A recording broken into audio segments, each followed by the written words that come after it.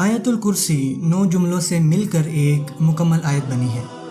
अल्लाहु ला इलाहा इल्ला हुवल हय्युल क़य्यूम नंबर 1, ला तअख़ुज़ुहु सिनतुन वला नौम नंबर 2, लहू मा फ़िस समावाति व मा फ़िल अर्ज़ नंबर 3। ठीक है, फिर मन ज़ल्लज़ी यशफ़अउ इंदहु इल्ला बिइज़्निही।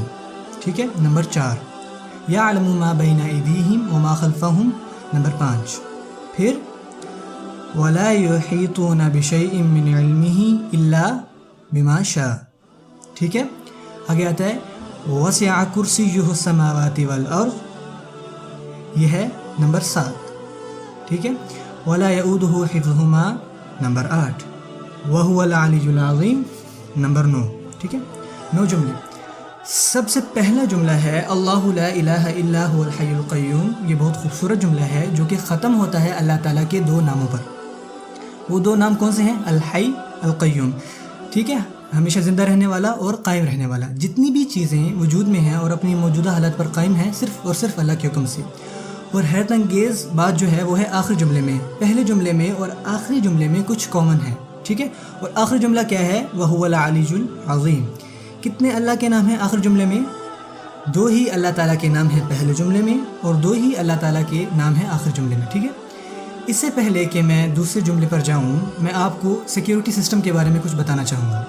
सिक्योरिटी गार्ड्स का काम बहुत मुश्किल होता है, और अगर आप फ़र्ज़ करें कि सिक्योरिटी गार्ड हैं तो आपको सिर्फ अपने बूथ में ही बैठे रहना है, आपको CCTV फुटेज को ही घूरते रहना है, और वो घंटों के लिए।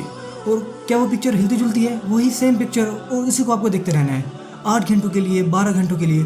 और क्या होता है कि जब आप किसी चीज़ की हिफाजत करते हो, आप सुस्त होते जाते हो, आप थकते जाते हो। ठीक है, सो अल्लाह ताला अपने बारे में यहाँ फरमाते हैं कि ला तअख़ुज़ुहु सिनतुन वला नौम।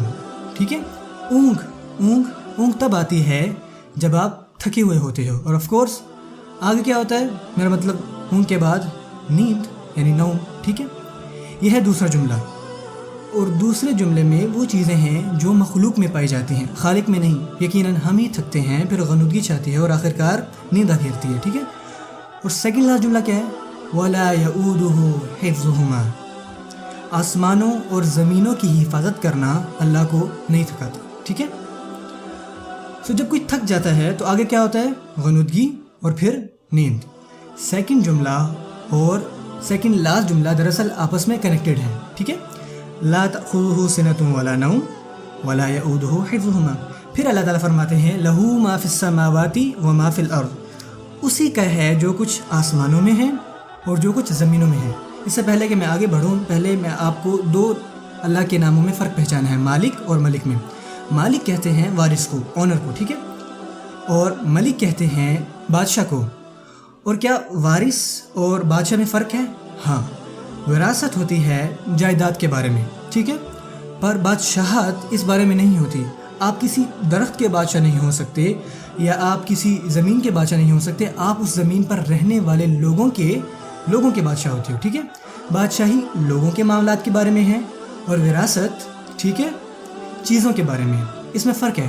तो अल्लाह ताला फरमाते हैं लहू मा फ़िस समावाति व मा फ़िल अर्ज़। उसी का है जो कुछ आसमानों में है और जो कुछ ज़मीनों में है।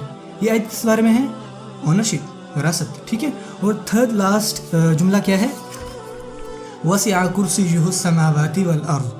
उसका तख्त, उसकी कुर्सी आसमानों और ज़मीनों पर हावी है। और जब अल्लाह ताला अपने तख्त के बारे में बात कर रहे हैं तो वो किस बारे में बात कर रहे हैं? बादशाहत। एक जुमले में अल्लाह ताला ने विरासत के बारे में कहा, ठीक है, और एक जुमले में अल्लाह ताला ने बादशाहत के बारे में कहा।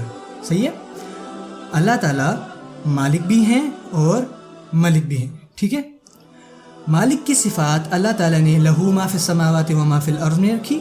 ठीक है, और मलिक की सिफ़ात अल्लाह ताला ने रख दी वसिअ कुर्सियुहु समावाति वल अर्ज़ में। सो चौथा जुमला क्या है?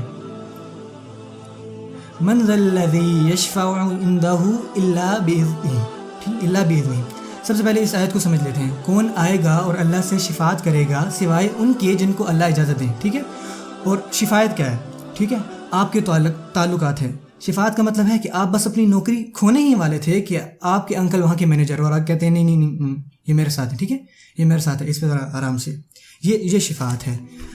قیامت والے دن ہم سب بہت بڑی مصیبت میں ہوں گے اور وہاں پہ کوئی آئیں گے، شفاعت کریں گے اور کہیں گے نہیں نہیں یہ میرے ساتھ ہیں، پلیز ان کے ساتھ بھلے والا معاملہ کریں. ٹھیک ہے، ہم اللہ سے اس کی دعا کرتے ہیں کہ ہمیں ان لوگوں میں سے بنائیں جن کو آپ صلی اللہ علیہ وسلم کی شفاعت نصیب ہو. ٹھیک ہے، سو یہ آیت اس بارے میں ہے کہ کسی کے پاس کچھ اختیار نہیں سوائے ان کے جن کو اللہ اختیار دے دے. پھر اللہ تعالیٰ فرماتے ہیں وَلَا يُحِيطُونَ بِشَيْءٍ مِّنْ عِلْمِهِ. ٹھیک ہے، یہ کچھ نہیں جانتے، وہ کچھ احاطہ نہیں رکھتے الا، ٹھیک ہے، سوائے بما شاء.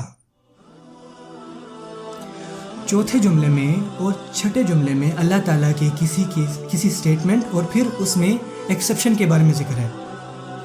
بیان کیا تھا کہ کوئی شفاعت نہیں کرے گا سوائے ان کے جن کو اللہ اجازت دے دیں.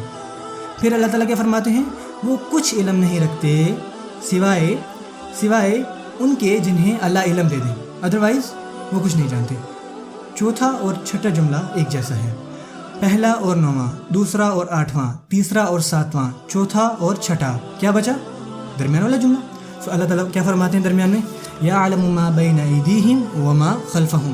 اللہ اکبر. وہ کہتے ہیں وہ جانتا ہے کہ کیا آگے ہے اور کیا پیچھے ہے، یعنی کہ وہ جانتا ہے کہ کیا آگے والی آیت میں ہے اور کیا پیچھے والی آیت میں ہے، اور اللہ تعالیٰ نے یہ آیت درمیان میں ڈال دی. ٹھیک ہے، اللہ تعالیٰ فرماتے ہیں کہ مجھے پتہ ہے کہ کیا آگے ہے اور کیا پیچھے ہے. کون ایسے بات کرتا ہے؟ سبحان اللہ.